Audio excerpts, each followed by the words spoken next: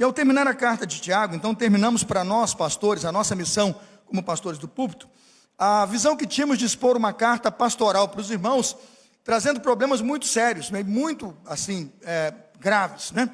O primeiro deles, o desafio do seminarista César, no primeiro sermão, desafiando a igreja à maturidade e mostrando como Deus nos prova e nos põe à prova para desenvolver o nosso caráter, para desenvolver a nossa maturidade. A Bíblia diz que aquela provação, ela visa o nosso amadurecimento, o nosso crescimento, e que isso deve dar para cada um de nós alegria. Isso é que ele está dizendo lá.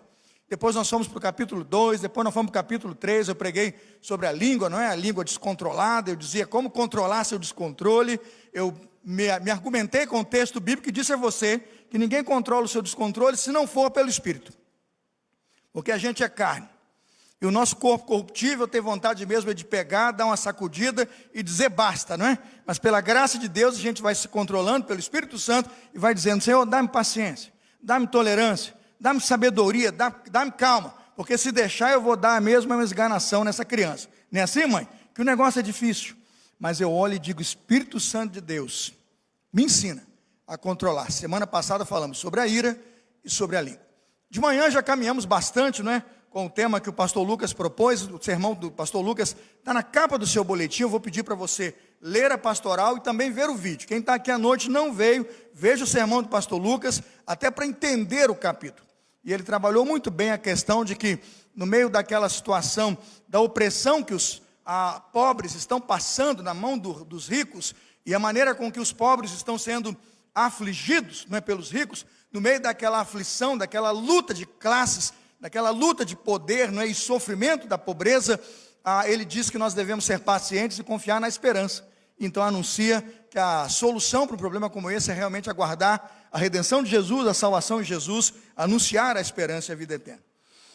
O que estamos hoje propondo, irmãos, são algumas disciplinas de Deus para nós chegarmos à conclusão de como podemos enfrentar tribulação, aflição, e qual é o comportamento do cristão no meio disso tudo, né?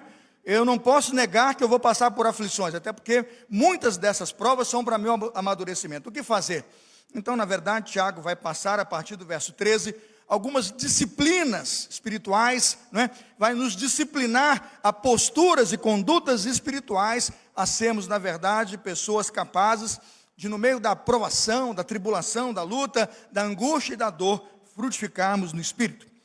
O que estava acontecendo aqui? Por que Tiago está tão preocupado agora com a resposta que os cristãos darão à aprovação? Porque a aprovação, irmãos, estava num nível muito alto, e na verdade o pessoal estava no limite, entre confiar no Senhor e abandoná-lo, entre até dizer para todo mundo, mais ou menos assim: no meio do meu sofrimento Deus me abandonou, porque a impaciência das pessoas estava chegando na conta e no seu limite. Dê uma olhada em Tiago capítulo 5, versículo 4, quem não veio no sermão da manhã e ficou com a Bíblia aberta, verá que na verdade começamos deste ponto para entender por que Tiago então propõe disciplinas espirituais para cristãos, especialmente aqueles que estão sendo amassados ali pela classe dos ricos, né? Tiago 5,4 diz assim: o salário dos trabalhadores que ceifaram os seus campos e que por vocês foi retido com fraude, não é? Eu estou pegando a parte do meio do versículo, né? Vocês retiveram o salário dos trabalhadores que ceifaram os seus campos e que por vocês foi retido com fraude. Gente, quem já ganha pouco, imagina o sofrimento do que é segurar o seu dinheiro. Eu fico pensando lá, eu tenho uma secretária, ela tem lá netos, filhos e tal, e a gente trabalha lá, toda semana eu trabalho para guardar meu dinheiro, para passar para ela. Eu fico pensando se no final de semana eu chegasse para ela e dissesse assim: minha filha, ó, você trabalha para mim há 10 anos, 15 anos, mas semana não vai ter pagamento não, porque está ruim para o meu lado. Eu peguei o dinheiro para comprar uma fazenda para mim, ou para comprar uma bicicleta. Imagina, já, a Paloma me dizendo: e agora, o que eu faço? 3 netos, 2 filhos, marido, casa, a luz vencendo, água vencendo e tudo. O que o texto está dizendo, irmãos, é que mexeram no bolso daquela gente. Uma gente que ganha pouquinho, que tem que pegar aquele sustento para pagar do pouquinho que tem, tudo que precisa para se sustentar, não estou falando de luxo não. E diz o texto, Tiago 5,4, que aquele pessoal decidiu fraudá-los. Meus irmãos, haja paciência. É realmente aquela oração da igreja, a pergunta do pastor e da igreja é: onde está Deus que não está vendo isso? Por quê? Porque essa gente não está roubando, não é? Lá no treino diz isso, não está matando, não está não sei o quê, está trabalhando. Mas o indivíduo dele, o patrão dele, está roubando. Irmãos, na mão grande. Isto gera uma instabilidade social, isto gera um problema na comunidade muito grande. E eu imagino o problema de Tiago, pastor de Jerusalém e da igreja, ao começar a explicar essa situação e mostrar que isso tem a ver com pecado, isso tem a ver com gente que é avarenta, isso tem a ver com gente que é corrupta. E eu vou dizer uma coisa para vocês, não vivam como se isso não existisse. No Brasil, isso tem aos montes. Vai numa loja que se comprar da Azar, né? Azar, né? E procura ler as matérias lá de gente que, em lojas grandes, eu nem sei o nome da loja, né? Falar da Azar, né? Mas que pega gente escravizada, que vem de país aí sem passaporte, sem bota em casa para costurar o produto e não paga quase nada. E vira e mexe o Ministério do Trabalho está explodindo essas casas e achando esses agentes aí da Bolívia, não sei de onde, que estão sendo explorados no Brasil. Você se lembra daqueles assuntos de pastelaria? Lembra de assuntos de pastelaria? Gente que vem lá do outro lado do mundo para trabalhar aqui? E descobriu quem controla esses esquemas. E quando você começa a ver isso, meu Deus, você fala, a carta de Tiago é para hoje. A igreja precisa entender este momento e perceber o que nós estamos vivendo, o que já vivemos, o que estamos vivendo e dizer assim, como cristãos, o que vamos fazer? Essa é a pergunta dele. Tiago capítulo 5, versículo 6, ele vai dizer, vocês têm condenado, irmãos, olha a gravidade do que estava acontecendo. Tiago 5, 6, vocês têm condenado e matado o justo, sem que ele ofereça resistência. Gente boa, gente simples, humilde, mas que estava sendo amassada pelo poder do dinheiro e por aqueles que tinham dinheiro e queriam mais, pela sua ganância. Eu fiz um resumo da carta de Tiago, para mim como pastor, e deste capítulo para a igreja, para dizer o seguinte, porque chegamos ao final do capítulo com a ideia de que era preciso denunciar a opressão dos ricos e falar da esperança que os pobres poderiam encontrar em Jesus, mas Tiago não termina a carta por ali. Porque, como disse o pastor Lucas, bem poderíamos, no sermão da manhã, encerrar a carta, encerrar o capítulo e dizer, preguemos a questão da opressão e denunciemos o pecado. Era o pecado o que os ricos estão fazendo. Anunciamos a esperança aos pobres, que eles confiam em Deus e que Deus está ouvindo o sofrimento deles. Mas o que Tiago está me dizendo ao colocar o versículo 13 é, pastor Carlos Elias, se parássemos aqui não seria suficiente. Se nós não continuássemos a exortar a igreja, não terminássemos este sermão, entenda bem, a aplicabilidade dele ficaria pela metade. Por quê? Eu vou explicar.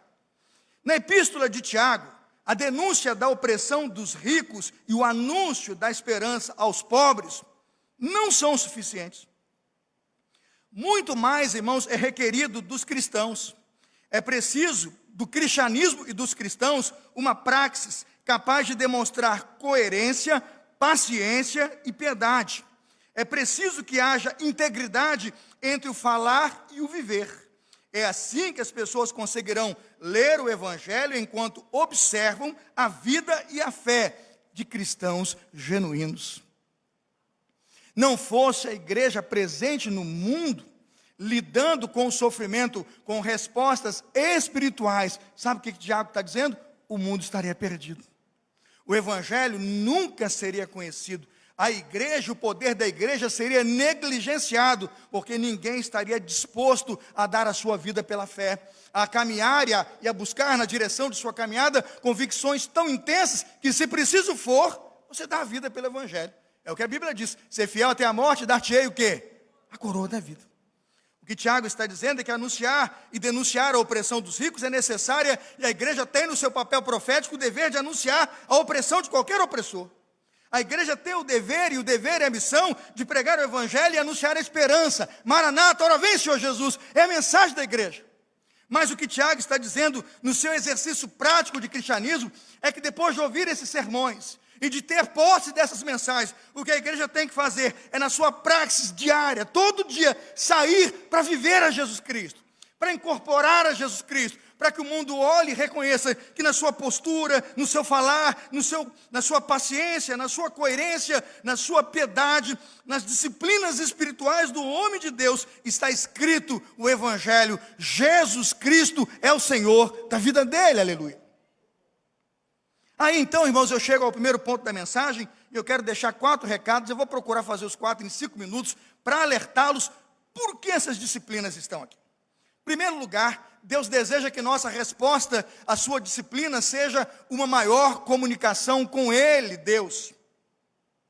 Quando Deus expõe uma pessoa à disciplina, irmãos, ou coloca uma aprovação, o que Deus deseja é que você tenha maior intimidade com o Senhor.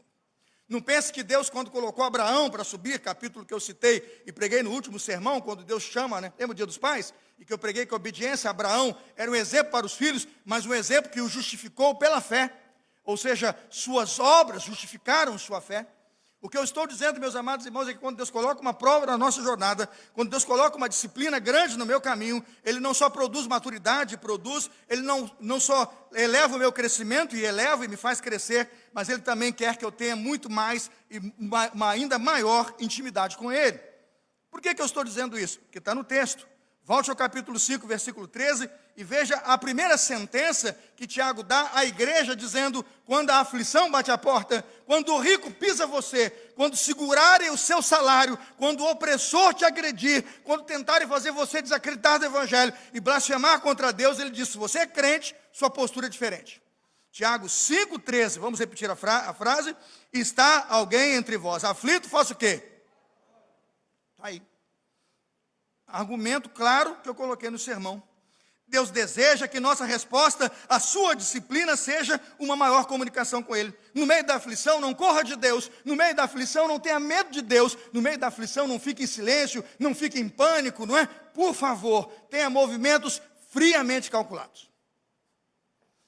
A disciplina do cristianismo pode ser, neste momento, colocada dentro do seu coração. Estou passando aflição, estou sendo perseguido, estou sendo agredido, há uma palavra falsa contra mim, seguraram o meu salário, como vou pagar as contas? Irmãos, o seu clamor tem que chegar a Deus. A sua dor tem que chegar a Deus. O que você sente, como você pensa, como você age, e as expressões de como você reage, precisam refletir Deus. Por isso ele disse: está você aflito, por favor, ore.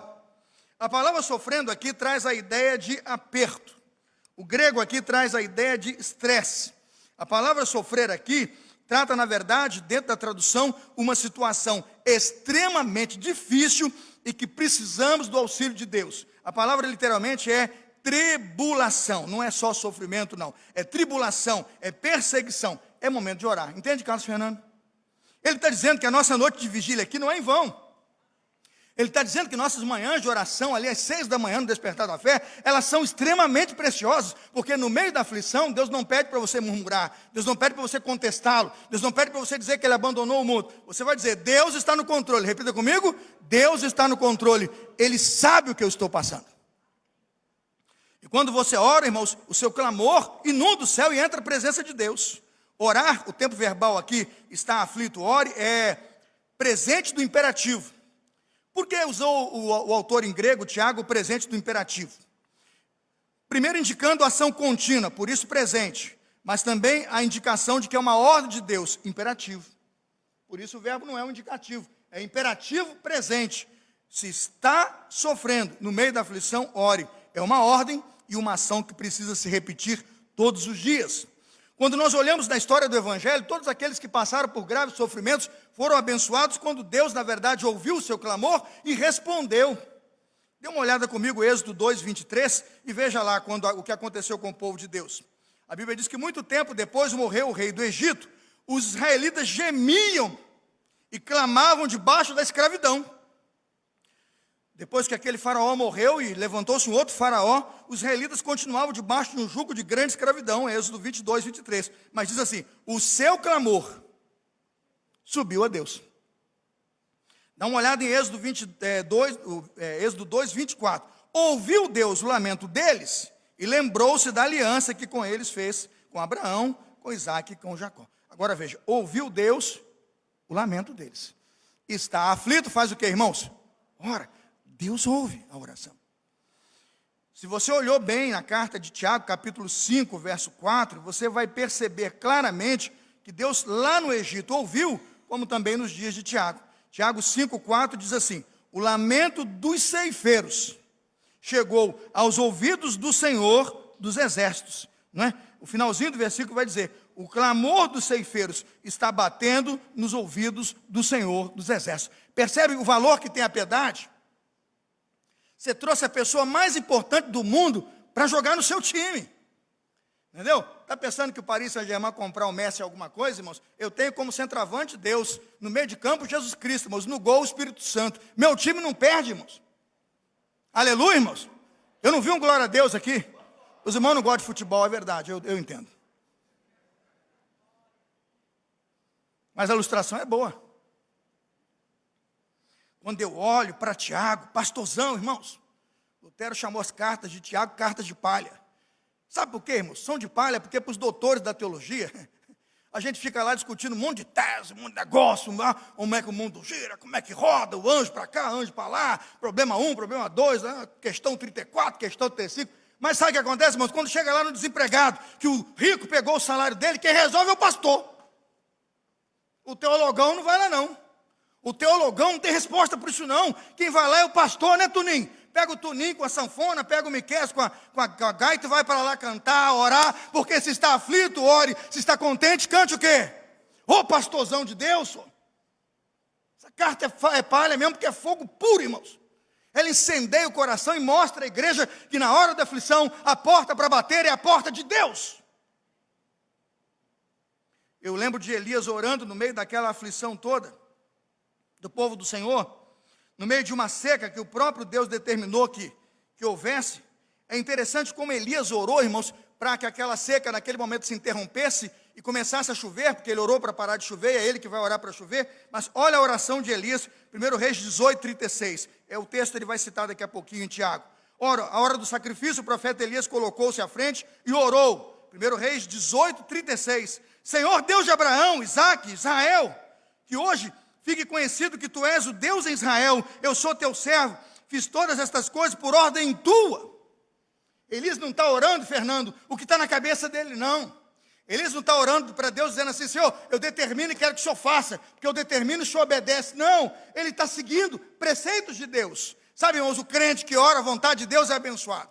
E a oração do crente é, Senhor, seja feita a tua vontade, assim na terra como no céu. Elias vai lá e diz que vai parar de chover. Eu oro e vai parar de chover. Elias vai lá e avisa que vou mandar chover. Vai lá e ora, vai voltar a chover. Porque quem ora a vontade de Deus, irmãos, a vontade de Deus é boa, agradável e perfeita.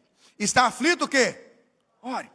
Não tente sair da prova e não tente sair da luta que Deus ainda te colocou lá. Porque muitas vezes Deus te colocou e permitiu, porque é para você crescer. Não peça para sair, peça para forças para enfrentar e peça a Deus para frutificar no meio da aprovação. Está aflito, faz o quê?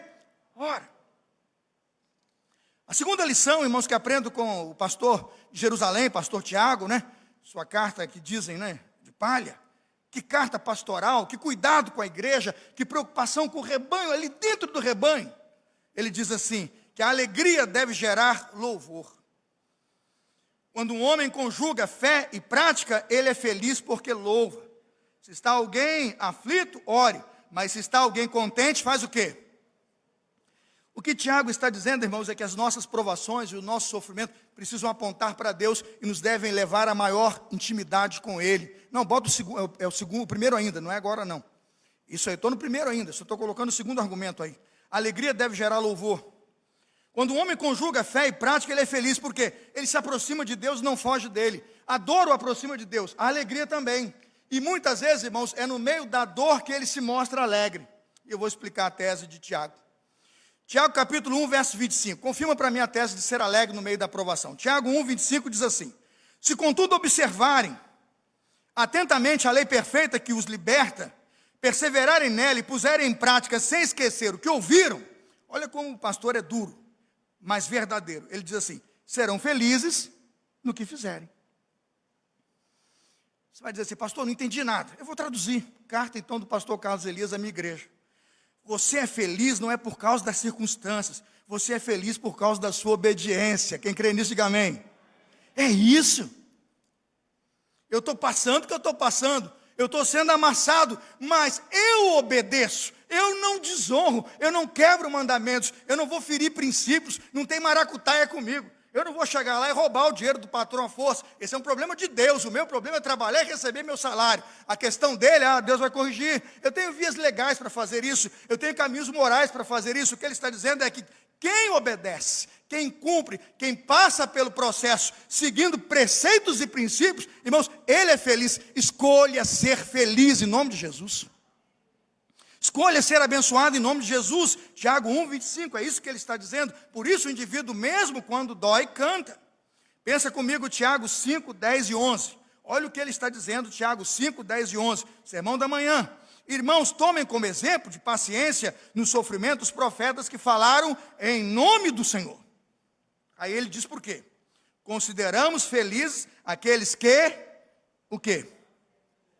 Permanecem firmes e perseverantes no meio do sofrimento. Eles são exemplo para as pessoas no meio do sofrimento. Repito, você não é feliz por causa das circunstâncias. Você é feliz por causa da sua obediência. Um homem que quebra princípios e frustra os valores do evangelho nunca será feliz. Eu lembro do pastor Miquel, que saudade desse homem de Deus. Que falta. O céu está cada dia mais bonito, viu, gente? Deus está levando os melhores para a glória dele. Eu lembro do pastor Miquel lá em Campos, Angélica, cantando e me ensinando a sofrer. Imagina a sede de conferência, né, dona Vilma? Durante a semana, ensinando você, às vezes, a sofrer, a passar a aflição e dizer assim, pode louvar, porque Deus está te provando e você está crescendo, e a sua fé está sendo exemplo, e a sua perseverança, e a sua resignação, né, e a maneira com que você passa por essa prova, serve de testemunho para muitas nações e pessoas. O pastor Miquel dizia, né, esta paz que eu sinto em minha alma, como é que é? Não é porque tudo me vai bem. Eu não lembro mais como é que é. Esta paz que eu sinto em minha alma é porque eu sigo ao meu Senhor. Aí como é que é o estribilho? Não olho circunstâncias, olho o seu amor. Não me guio por vistas, alegre sou. Vamos fazer o estribilho juntos? Não olho circunstâncias, olhe o seu amor, não me guio por vistas, alegre sou. Eu lembro daquele homem baixinho, né? Abrindo o sermão, Davi, cantando isso. E eu dizia, é muito disso que a gente perdeu na igreja. A capacidade de ser resiliente, a capacidade de saber sofrer, a capacidade de enfrentar as coisas e testemunhar. E mesmo quando você acha que tem alguma coisa ruim acontecendo, você pode dizer, se há glória nisso, Deus seja louvado. Deus seja louvado. Pastorzão lá de São Gonçalo, Baú de Israel, está morrendo de câncer, na cama. E oram pelo milagre, oram pelo milagre. Até que você chega lá, se ajoelha, ora pelo milagre, ele diz, fique tranquilo, o milagre já está feito. Aí você abre o olho e diz, como assim? A glória de Deus é real. Só há duas opções aqui. Eu doente agora e com câncer, morrer, eu vou ver a glória de Deus. E se a oração for atendida, você vai ver a glória de Deus. E ele diz, que problema é aqui? Eu vou morrer, eu vou para a glória. E se eu ficar curado, eu vejo a glória. Carlos Elias, irmãos, igreja, continue orando. A glória de Deus está nesse negócio. É essa a carta, irmãos. Vamos aprender a ler a carta e vamos colocá-la na direção que ela conspire para que o Espírito Santo de Deus traga para nós alegria, mesmo quando tudo parece ser difícil. Tiago está dizendo que nós devemos nos alegrar nas tribulações. Considerem por motivo de grande alegria o fato de passarem por quê? Por diversas tribulações. Tiago capítulo 1, versículo 2. A tese voltou a ser batida aqui de novo. A verdadeira fé, irmãos, fala com Deus em meio ao sofrimento. A verdadeira fé se expressa a Deus com alegria e louvor, mesmo quando a aflição bate à porta. Por que Abacuque está cantando no capítulo 3, verso 17? Ainda assim, exultarei no Senhor e me alegrarei no Deus da minha salvação. É isso que ele orou. Ainda assim, exultarei no Senhor e me alegrarei no Deus da minha salvação. Irmãos, pode cantar. Canta que o diabo corre. Porque não é porque está bom. Você não canta porque está bom, você não canta porque a circunstância é agradável. Você canta porque você sabe obedecer, mesmo quando a tribulação bate à porta. Segundo lugar, irmãos, eu quero deixar a segunda recomendação do pastor Tiago para os irmãos. Segunda recomendação, quando for disciplinado por causa do seu pecado, aprenda a confessar e a interceder mutuamente. São duas disciplinas muito espirituais. A primeira, está sofrendo, ore, está alegre, o quê? Cante. Louvores, a palavra é salmos, né? Salmos, adoração. Pega os salmos e começa a ler. Salmo 23, Salmo 91, Salmo 121, Salmo 150. Dá salmo que o diabo parte em retirada. Sujeitai-vos, pois, a Deus. Resistir o diabo e ele o quê? Ele fugirá de vós. Não tem lugar para ele não, não tem não. Quando for disciplinado por causa do seu pecado, e o seu pecado requer disciplina, aprenda as disciplinas do reino de Deus. Quais são? Confessar e interceder mutuamente. Eu vou explicar. Veja como começa o versículo. Versículo 14. Está comigo? Sim ou não? Sim ou não? 14. Está alguém entre vós doente? Faça o quê? Chame pastores e presbíteros da igreja, orem sobre ele. Mais uma vez a oração como piedade, prática devocional da vida cristã. Não venha com esse negócio de que orar não funciona, não. Orar é vida cristã. Está alguém entre vós doente? Chame os presbíteros da igreja e ore. Está doente. Que palavra doente é essa? Eu vou traduzir a palavra doente, uma palavra extremamente difícil do grego, mas ela foi usada outras vezes. A mesma palavra foi usada outras vezes na Bíblia. Ela foi usada em Romanos 14:1, quando Paulo diz: aceitem o que é fraco na fé. Aceitem o que é fraco na fé, sem discutir com ele assuntos controvertidos. A palavra doente, lá em Romanos 14:1, é fraco na fé. É a mesma palavra. O autor traduziu por fraqueza. A palavra doente, que está usada aqui, traduzida nesse texto, em Romanos 4:19, se alguém se enfraquecer na fé, reconheça que seu corpo já estava sem vitalidade. Fraqueza na fé. Então essa doença aqui, eu quero colocar aqui, que às vezes a gente fica querendo, né? Temos que orar pelo câncer, porque Deus cura um câncer, como se ninguém fosse morrer. Tem que orar pela pressão, Deus tem que abaixar essa pressão, como se ninguém fosse morrer. E o indivíduo em fato, você tem que botar a mão, levantar, ressuscitar, como se ninguém fosse morrer. Irmãos, esse corpo vai deitar à sepultura. O homem está destinado a morrer o quê? Uma só vez. Eu oro para Deus fazer o que ele tem que fazer. Deus vai curar? Vai curar. Aleluia. Levanta e fica de pé. Oh, glória, Lázaro andou. Vamos orar. Mas quando Deus chamar, irmãos, quando se fizer chamado, o quê? Eu lá estarei. E a chamada é a chamada.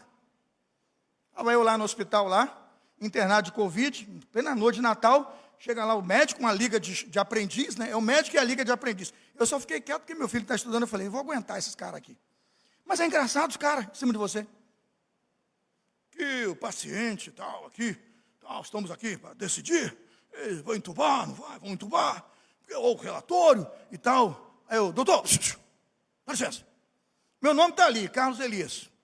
O senhor está falando com eles ou comigo? Porque até então o paciente aqui sou eu. E se vai me entubar, é bom o senhor começar a conversar comigo. O doutor ficou amarelo na minha presença. O uniforme dele, que é branquinho, ficou quase rosa.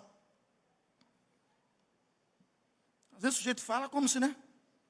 De doença é doença, não tem medo de morrer, não. A minha igreja orou e de manhã, tudo que eles disseram ali foi envergonhado. Porque de manhã, depois que a igreja disse amém, 6 da manhã, às 8 horas estava a minha chapa. Eu estava curado. Eu creio no poder da oração.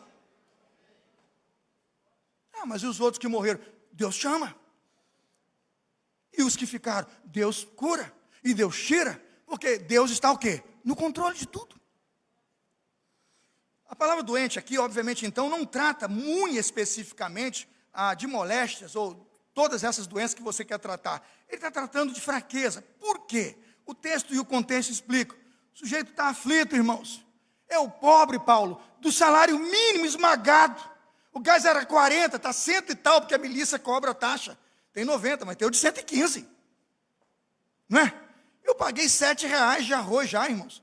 Pagava 7 de arroz olhando que o arroz era 2, o imposto era 5. Quase morria de raiva, eu achava absurdo. Hoje quanto é que está o arroz, irmãos?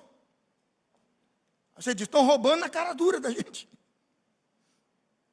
É o rico, irmãos, amassando o pobre.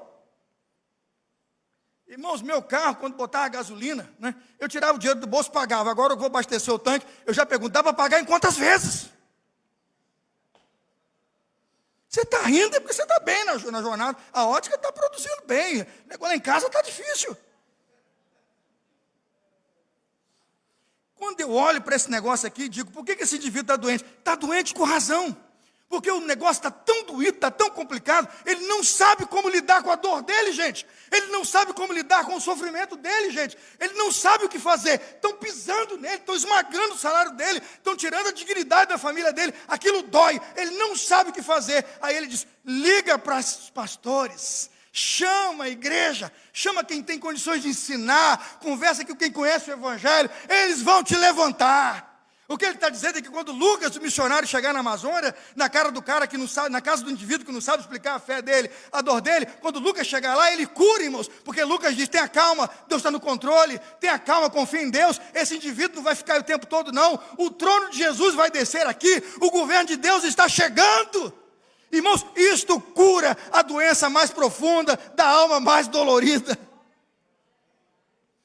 Chama Paulo, o ancião da igreja, chama a liderança, liga para o pastor 0800, 24 horas na igreja, 6 horas na sua casa. É o homem de Deus, liga, porque quando a bênção do Senhor chegar, quando o homem lá entrar, não tenha dúvida, irmãos, a glória, a graça, a Bíblia aberta é palavra, e a palavra de Deus o quê? Cura. A aflição é real, a seca, irmãos, estava dando a Elias um sentimento de perda muito grande. Aquela seca sobre os israelitas era uma seca necessária. O povo estava com a mente dividida, com a cabeça para um lado, para o outro. Ora Deus, ora Baal. Ora o Senhor, ora Baal. Até que Elias disse: até quando colchareis o quê? Entre Deus e Senhor, entre dois senhores. Se vocês vão servir a Baal, sirvam. Mas se vão servir a Deus, por favor, sirvam a Deus. E ele vai sacrificar o altar e manda aqueles profetas para lá. E todo mundo começa a orar e começa a gritar. O Deus deles respondeu, irmãos. Mas o Deus de Elias sim. Ele mandou botar água, irmãos. Encheu ao redor daquele altar de água. Mandou cortar a oferta, bota água. E tem um detalhe, para não duvidar, bota 3 vezes água. Mas quando ele orou, o Deus de Israel desceu com fogo consumidor. Está passando a aflição, chama Elias, o homem de Deus, o telefone dele. Está aí para você. Entendeu o recado? É esse o sentimento de que a presença de Deus pode nos ajudar a lidar com as dores e fraquezas que nós não sabemos. Você está agarrado no texto com o negócio de unge com óleo, não unge com óleo, isso e aquilo. O ensino é muito simples, é muito claro. O óleo, o azeite é uma unção, é um unguento, é uma bênção. É como eu chegar na casa do indivíduo hoje, que passou uma queimadura desgraçada e está todo sapecado, e eu levar lá uma pomada para refrescar a dor dele. É disso que o texto trata.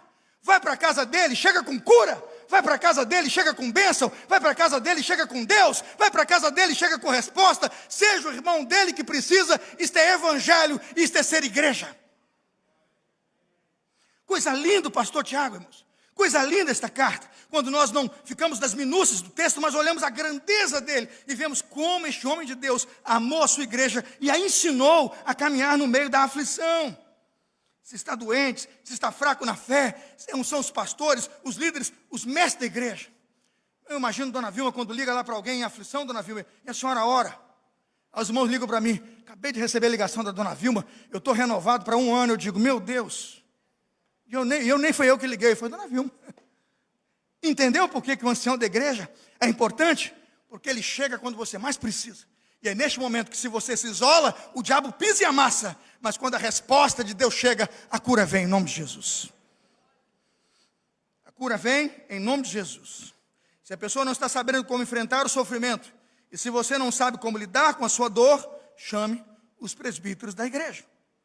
É preciso, versículo 14, orar em nome do Senhor. Diga em nome de Jesus. Essa é a sua oração. Com óleo, com azeite, né? Com Nívea, com Davene, com pomada, passe o que for preciso para ajudar a dor do meu irmão. Mas você vai orar em nome de Jesus. Você vai orar em nome de Jesus. É em nome do Senhor. O texto diz, 1 Reis 18:1, depois de um longo tempo de seca, a palavra do Senhor veio a Elias dizendo, vá apresentar-se a Acabe, pois enviarei chuva sobre a terra. Bota para mim, olha lá. Final. Vá apresentar-se a Acabe, pois é Deus dizendo, enviarei o quê? Chuva sobre a terra. Está percebendo como é que Elias está orando à vontade de Deus? Não é assim, Elias? Vai lá e quando você orar, eu vou fazer. Vai lá e se você mandar eu fazer, eu faço. É o contrário, irmãos. É o contrário, irmãos. Elias vai orar porque Deus mandou orar. Você precisa orar à vontade de Deus. Foi isso que Jesus disse. Já feita a tua vontade. Quem não ora à vontade de Deus não recebe. Sermão do domingo passado. Pedis e não recebeis, porque pedis o quê? Não pede a derrota do teu irmão, não pede para Deus levar o marido para você ficar com a viúva. Esse tipo de oração Deus não responde, eu sou incrédulo. Isso é coisa do inimigo. E você está brincando, irmãos? Tem cada e-mail que você recebe. Hein, Lucas? Cada coisa que te pede. Isso não é oração, isso é contra Deus. Essa oração envergonha o céu. Irmãos, ela faz se alegrar o inferno. Porque você está orando contra Deus. Pedis não recebeis, porque pedis o quê? Mal. Mas quando o homem ora, porque Deus mandou, a chuva cai na hora, irmãos. Porque Deus manda cair chuva onde Ele quer. E faz a chuva cessar e faz a chuva voltar. Porque quando você ora a vontade de Deus, você ora. Amém, irmãos? Esse é o ensino do texto. A palavra, se houver cometido pecados, ser-lhe-ão perdoados. Pastor, como é que funciona isso? É simples, irmãos. Para de confusão. Para de confusão. Quando o indivíduo comete um pecado, chama os anciãos da igreja e vai fazer uma confissão mútua. Irmãos, não tem como não ser curado. Pessoal do Homem ao Máximo aqui, levanta a mão. Pessoal do Homem ao Máximo, levanta a mão. Todo mundo que já fez. Quem participou da sala do Homem ao Máximo, lá na sala do encontro de 10 pessoas, quando foi lá chamado a tratar um pecado que não estava resolvido, e que tinha que tratar ali, depois procurar a família, e depois tratar ali, e procurar a família e pedir perdão, foi curado. Quem passou pelo processo, levanta a mão. Quem passou? Olha aí. Você diz assim, vamos confessar a Deus e está pronto. Tudo bem. Agora imagina Zaqueu do alto daquela árvore. Imagina Zaqueu do alto daquela árvore, do alto da sua arrogância, desceu, se converteu a Jesus. Ó, Jesus, me converti, sou evangélico, porque aí, né? Evangélico, e agora que eu sou evangélico, o dinheiro que eu peguei no passado é meu, porque agora para frente eu sou nova criatura. Isso está certo, sim ou não? Está errado. Agora imagina Zaqueu, irmãos, procurando lá reparação e procurando caminhar, confessando e ajustando com as pessoas e com a igreja aquilo que está quase queimando no coração dele, hein, Zé? Porque ele está escondendo aquilo, mas ele chega e diz, eu vou pagar 4 vezes mais. Ele vai, irmão, eu te roubei naquele imposto lá. Eu estou aqui para te pedir perdão, eu estou aqui te devolvendo o que é teu. E tem um detalhe, eu vou indenizar com valor a mais, que eu acho que eu fui extremamente corrupto com você. Irmãos, eu pergunto, um indivíduo desse está curado, sim ou não? É disso que estamos tratando aqui. A carta não está falando para você procurar um padre, alguém lá, e que essa ideia de o confessionário é que perdoa. Não, o perdão é porque você está arrependido e se arrependeu. E justifica a sua fé no arrependimento pelas obras de arrependimento, irmãos. Vai na direção do perdão. Bateu, vai lá pedir desculpa. Né? Pegou, vai lá devolver. Desce da árvore, porque a Bíblia diz, você precisa ser humilde. Versículo 10, capítulo 4. Humilhai-vos perante o Senhor e Ele vos o quê? Irmãos, que é maior humilhação do que contar um pecado na frente de um monte de gente, irmãos? Dá-me misericórdia. Misericórdia. Eu então, que sou todo, minha esposa fala que eu sou todo. Imagina eu contar um negócio para 10, 15 pessoas. Ai, meus irmãos, eu errei. Por favor, me perdoe. Descer do alto da minha arrogância. Não estou falando de você não, de mim, tá? Para não atingir ninguém.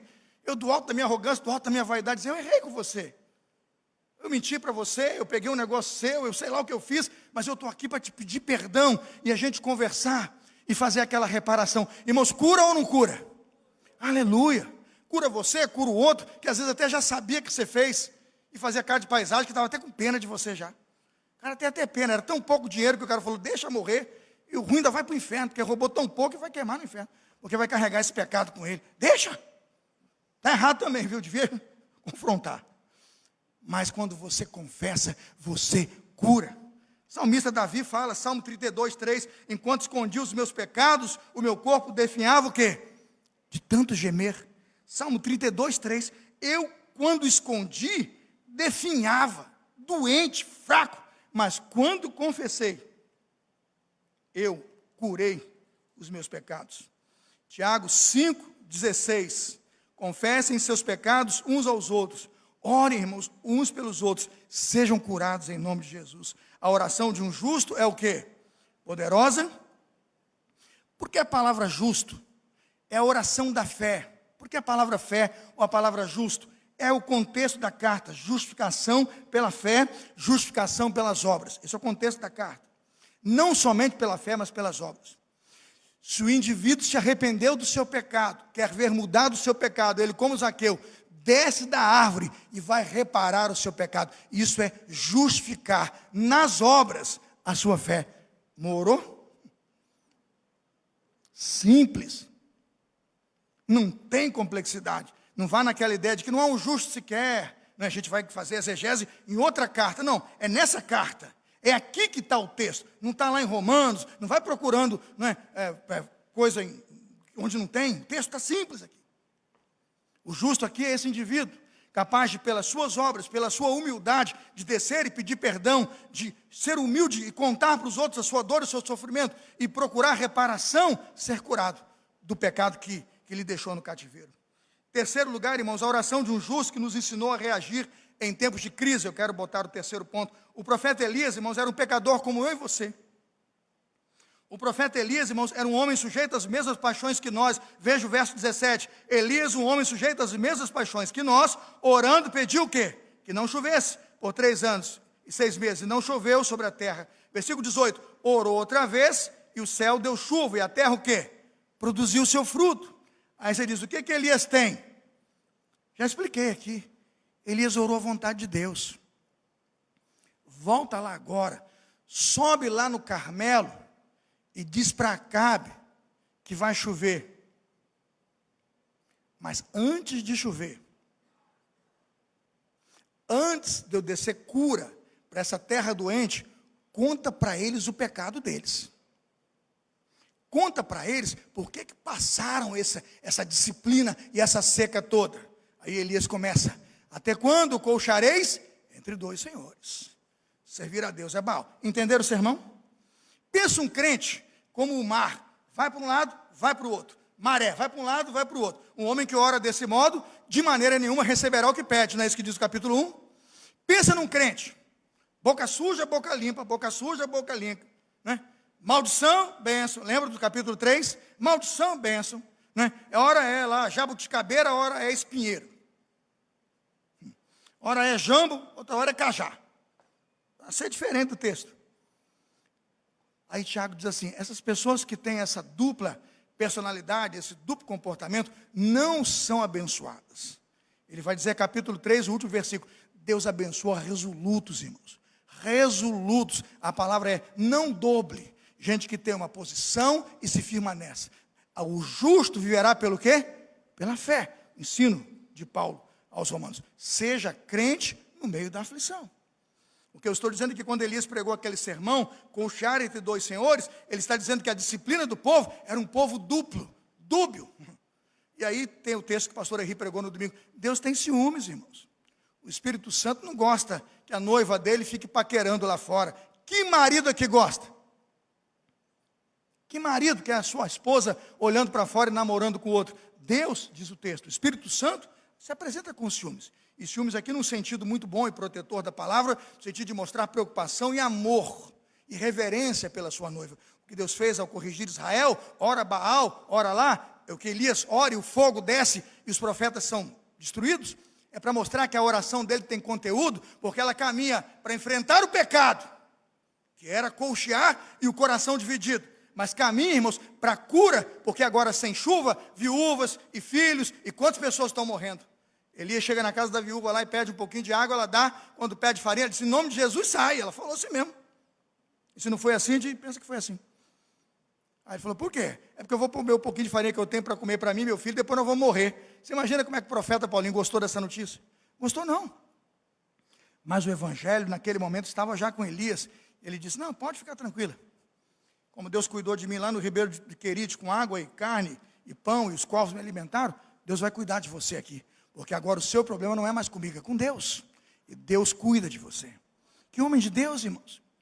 Que presença de Deus, é esse o texto de um homem que nos ensina a orar com coerência e com a sua vida cristã. É isso que justifica a oração de Elias. Ele está orando, entenda o sermão, a vontade de Deus, a clara vontade do Senhor.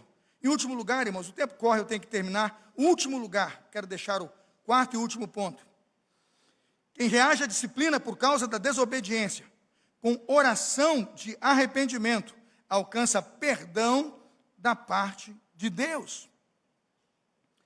Você está passando por uma disciplina. A disciplina é fruto de um erro ou de um pecado que está em você. Se você decide orar e se arrepender, você alcançará perdão da parte de Deus. Você diz assim, onde está isso, pastor? Versos 19 e 20. Irmãos, se algum dentre vós se tem desviado da verdade, e alguém o converter, saiba que aquele que converter um pecador do erro, repita comigo a palavra pecador do erro. Pecador, essa é a exegese do texto. Se converter um pecador do erro, do seu caminho, salvará da morte uma alma e cobrirá uma multidão de pecados. O que aconteceu aqui? Foi Elias que enfrentou Acabe e Jezabel. Foi Elias que denunciou o pecado deles face a face. Foi Elias que orou quando Deus mandou parar de chover, e Elias orou, parou de chover. Foi Elias que ouviu a voz de Deus e disse, vai lá orar e faz chover. Mas antes da chuva cair, fala do pecado deles. Quando acabou de decepar a cabeça daqueles profetas na beira do riacho, e todos perderam a cabeça, todos aqueles profetas, Elias fica sozinho e diz, e agora, Senhor? Agora chama o teu servo e manda olhar lá para o rio. Olha para o rio, olha para o horizonte. O que você está vendo? Eu vejo uma nuvenzinha. Manda avisar Acabe. Enquanto ele está caminhando, antes de chegar em casa, a chuva vai descer. Oh, glória a Deus. Eita, imagina a fúria daquele rei com aquele homem de Deus. Aquele homem de Deus era confrontador, porque o evangelho é confrontador.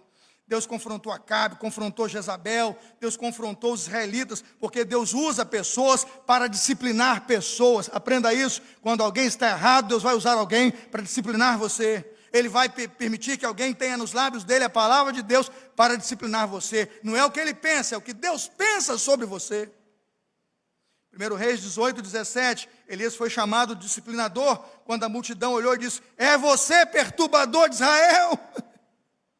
Irmãos, a hora que alguém confronta o nosso erro, a gente fala, ô perturbação, né?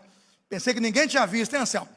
Pensei que ninguém ficou sabendo, mas a gente foi entregue, porque Deus viu, irmãos, e aquele pecado foi denunciado. Estava pensando que a questão lá da vinha, que ele mandou comprar lá, matando o proprietário, Nabote, ia ficar escondida. Nada fica escondido debaixo do sol. O confrontador de Israel botou o dedão e disse, está errado, meu. Sabe que aquele que converter um pecador do erro, vai salvar da morte a sua alma. Quando o povo de Deus chegou, irmãos, e o evangelho prosperou, estavam dizendo do povo de Deus, os cristãos, aqueles que alvoroçaram o mundo, chegaram o quê? Aqui, onde chega a santidade de Deus, o povo de Deus, a glória de Deus. Irmãos, perturbação e alvoroço. É você, cristão, confrontando pessoas do seu pecado, tirando pessoas da morte para o quê, irmãos? Para a vida. A origem da disciplina de Israel foi sua seca. Mas a cura de Deus foi a chuva, a oração de Elias e, obviamente, irmãos, o retirar ali da imperfeição e do pecado, profetas de Baal e toda aquela corrupção na mente do povo. Aí veja lá agora que eu vou traduzir para você não chegar em casa e dizer assim, pastor mandou matar o falso profeta. Mandei matar ninguém. Tempos da graça. Se fosse nos tempos de Elias, eu ia afinar uma boa espada, duas, e mandava, sai por aí. Não. Hoje, sabe como é que você elimina falso profeta? Você tira ele da sua cabeça. Tira ele da sua cabeça. Corta a cabeça dele. Não deixa que os pensamentos desse homem mentiroso, desse enganador, que essa falsa doutrina ocupe sua cabeça. Irmãos, corta essa cabeça em nome de Jesus. É isso que destrói famílias, é isso que destrói lares. Confrontar o erro é dizer, se este ensino é errado, tire a cabeça dele, da sua cabeça. Tire o ensino e os princípios dele do seu coração. E você terá relacionamento puro com Deus. Foi assim que o povo de Deus foi purificado. Amém, irmãos? Ao custo da saúde de Elias, física e emocional. Mas foi purificado. O povo de Israel foi sendo tratado. Por isso, então, Elias dizia, até quando coxarão entre duas opiniões? É como dizer ao crente, Tiago 5,12. Tiago 5,12. Seja a tua palavra, sim, sim, não, não. Não dá para coxar, irmãos. Está no ensino de duas opiniões. Israel tinha duas opiniões, cocheava entre dois senhores. Tiago 5,12, sim, sim, não, não. Não dá para ter uma opinião hoje e outra amanhã. O conteúdo da oração de Elias era clássica e objetiva. O que ele queria? A glória de Deus. Responde-me, Senhor. 1 Reis 18, 37. Para que o povo saiba que tu és Senhor e fazes o coração deles voltar para ti. Se o confrontador tem a piedade de dizer para você que Deus te ama e quer confrontar você para que você volte para Deus, agradeça o confrontador. Porque o erro que você traz e o pecado que você acalenta conduz ao inferno. Mas o confronto e a identificação do erro e o arrependimento do pecado vai salvar a sua vida. Diga glória a Deus. Este é o ensino do último versículo desta carta. Irmãos, não tenho tempo, termino. O texto tem 5 disciplinas, e eu quero passar as 5 para orar por aqueles que querem praticar 5 disciplinas que podem mudar a história da sua vida. A disciplina de Deus para o povo foi correção. A disciplina de Deus para os israelitas que cocheavam entre dois senhores foi seca, disciplina mesmo, aflição. Mas para nós as disciplinas são disciplinas espirituais que nos são dadas como ferramentas para nós enfrentarmos a mais difícil aflição. Primeira recomendação: tem alguém sofrendo? Tem alguém sofrendo? Igreja boa, não preciso nem repetir. É isso, irmãos. E se amanhã quiser falar mal de Deus e reclamar, lembra, o pastor pregou, o pastor de Jerusalém escreveu, o Espírito Santo de Deus revelou. É a verdade, Lucas. A tua palavra é a verdade. Aplica isso. Segundo princípio, está alegre? Desliga esse negócio de rock and roll, essas bandas podres, essas letras imundas, né? Cuidado com esse negócio da Rouanet. Sai fora desse negócio. Política, então, está terrível. Encha os seus lábios do louvor de Deus. E quando penso nos louvores, irmãos, cante os salmos. Cantai ao Senhor um cântico novo. Batei palmas, todos os povos. Cantai a Deus com vozes de júbilo. Disciplina cristã. Está ruim o negócio em casa? Não fica em casa não, né, Anitta? Vem louvar, vem cantar. Coisa linda, a primeira canção de hoje, nosso povo aqui, ó. E eu fiquei pensando, oh, glória, nem o Maracanã em toda a sua glória viu um negócio desse hoje. Vem a minha igreja, irmãos, com a mão levantada, no meio de uma pandemia, cantando com máscara, quase sufocado, e a igreja dizendo, Deus é bom, o tempo todo. Isso não tem preço, irmãos. Isso é vida cristã, isso é piedade. Isso modifica, isso cura a gente. Tem alguém doente, faça o quê? Tem alguém doente? Diz que presbítero, irmãos. Chama o ancião da igreja aí, ore. Não confunde, não. Não é para orar sozinho, não. Viu, Francisco? Não é para ficar na solidão, não. Chama que o povo vem. Chama que a glória entra. Chama que a unidade vem. Chama que o presbítero atende. Chama que a igreja tem homem de Deus. Se ligar, Maria Cruz responde. Maria vai estar lá, não vai, Maria? Sim ou não? É disso que eu estou falando. E o cara está em casa sozinho, dizendo, estou aqui em depressão, ninguém me visita. Está doente? Chama que Deus atende, irmãos. Não fica trancado em casa. Pega o telefone, liga para mim, liga para a Angélica, liga para Tuninho, liga para Maria, vai discando. O que primeiro atender é de Deus. E fala, e diz, dá para vir aqui. E ele chega, porque quando o presbítero e o ancião chega, a oração de um justo pode muito o quê, irmãos? Creia nisso, porque Deus disse. Tem alguém em pecado, faz o quê, irmãos? Confesse o seu pecado. Desça do seu orgulho e da sua arrogância, vá reparar o pecado, compartilhe em grupo o que você fez, peça perdão, e a reparação é a prova de que você é um justificado pela fé, porque a sua atitude justifica a sua fé, e as suas obras mostram o quanto você está arrependido, porque não tem arrependimento, irmãos, que não caminha para a reparação. Quem crê nisso, diga amém.